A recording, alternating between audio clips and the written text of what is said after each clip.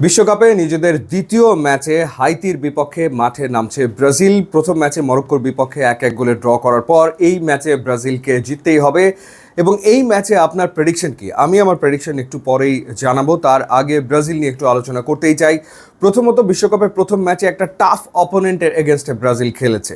শক্তির বিচারে ব্রাজিল এবং মরক্কো খুবই কাছাকাছি দুটো দল, এবং র্যাঙ্কিংও তারা একেবারে পাশাপাশি অবস্থান করছে। So that was a very tough match for Brazil.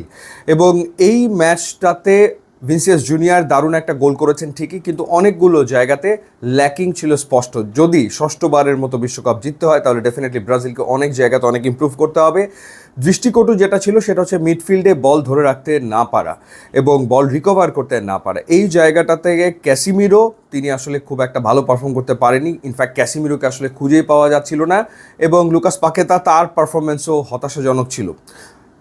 রাফিনার পারফরমেন্সও কি খুব একটা ভালো ছিল? না, উত্তর হচ্ছে যে খুব একটা ভালো ছিল না। ভিনিসিয়াস জুনিয়র যেরকম পারফর্ম করেছেন, যদি আর এক উইংয়ে রাফিনা ঠিক একই রকম পারফর্ম করতে পারতেন তাহলে হয়তোবা ব্রাজিল ম্যাচটা জিতে বেড়ে যেতে পারতো। সেই ক্ষেত্রে কার্লো অ্যানচেলোত্তি প্রবাবলি হাইতির বিপক্ষে তার প্লেয়িং 11-এ বেশ কয়েকটা পরিবর্তন আনতে চলেছেন, এবং পরিবর্তন এনে দেখবেন যে রেজাল্ট আসলে কি দাঁড়ায়।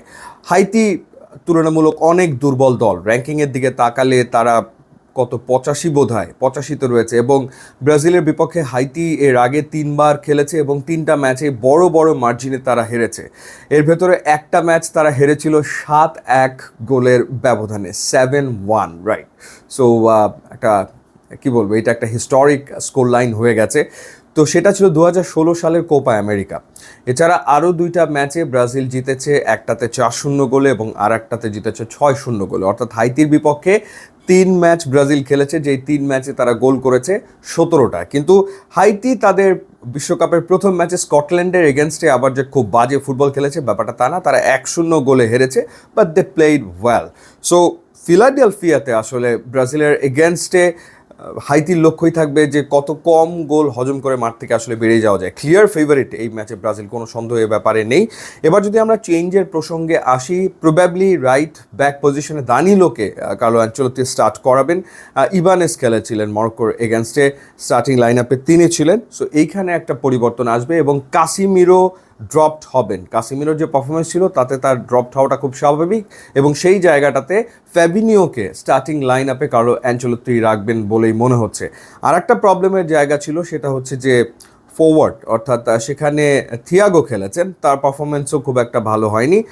পরে আমরা কুনিয়াকে দেখেছি। সো আজকে মনে হচ্ছে যে কুনিয়া তিনি থাকবেন, একেবারে শুরু থেকে তিনি আসলে থাকবেন। সো ওভারঅল যদি বলি, সো অ্যালিসন বেকার পোস্ট গোলবারের নিচে তিনি, এরপর দানিলো হচ্ছে রাইট ব্যাক পজিশনে, এরপর 2 সেন্টার ব্যাক পজিশনে মার্কুইনস, তিনি তো থাকবেনই, এবং তার পাশে থাকবেন হচ্ছে গ্যাব্রিয়েল প্রবাবলি, এবং লেফট ব্যাক পজিশনে সান্তোস থাকবেন। এরপর মাঝ মাঠে গিমিরেজের সাথে প্রবাবলি যার কথা বলেছি যে যিনি এর আগের ম্যাচে সাবস্টিটিউট হিসেবে নেমেছেন ফ্যাবিনো, তিনি। এরপর Vinicius junior, Raphinha, Cunha. So এরকমভাবেই প্রবাবলি কার্লো অ্যানচেলোত্তি হয়তো একটা লাইন আপ সাজাবেন, অর্থাৎ 3টা চেঞ্জ নিয়ে প্রবাবলি ব্রাজিল খেলবে। নেইমারকে নিয়ে অনেক আলোচনা। নেইমার কোথায়? নেইমার এখনও আসলে ফুললি ফিট হয়ে উঠতে পারেনি, এবং এই ম্যাচেও তার খেলা আসলে হচ্ছে না। এমনটাই ইন্টারন্যাশনাল মিডিয়াগুলো জানাচ্ছে যে এই ম্যাচেও কার্লো অ্যানচেলোত্তি আসলে নেইমারকে বিবেচনা করছে না। বাট ব্রাজিলের নেইমারকে দরকার, সেটা প্রথম ম্যাচেই ক্লিয়ার হয়ে গেছে মরক্কোর এগেনস্টে যখন ব্রাজিল খেলেছে। কারণ মিডফিল্ডে ল্যাক অফ ক্রিয়েটিভিটি ছিল।